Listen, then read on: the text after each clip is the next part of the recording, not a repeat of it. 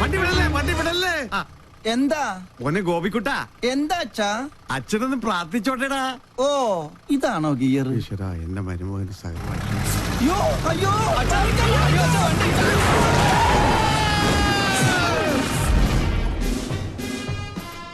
ഈ നോക്കൂത്തി ആരാ കൊണ്ടുവച്ചത്?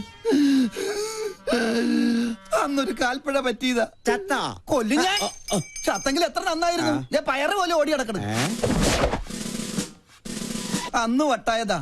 ഇപ്പൊ രാവും പകലും ബ്രാൻഡി അടിച്ച് ബാൻഡും കൊട്ടി മധുര 16-കാരിയായ മോക്ക് കാവലിരിക്കുക. ആയുർവേദം, അലോപ്പതി, ഹോമിയോപ്പതി, അവിൽപ്പതി, എന്തിന് ചോറും പതി വരെ ഞാൻ പ്രയോഗിച്ചു നോക്കി. വട്ട് കൂടുന്നതല്ലാതെ കുറയുന്നില്ല.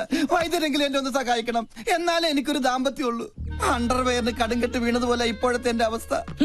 മതമിളകിയ കൊമ്പനെ മർമ്മത്തിൽ ചൂണ്ടി നിർത്തിയവനെ ഈ കേശാനന്ദ സ്വാമികൾ പിന്നെയല്ലേ ഈ കുഴിയാന. കിഴിപിടിക്കൂ.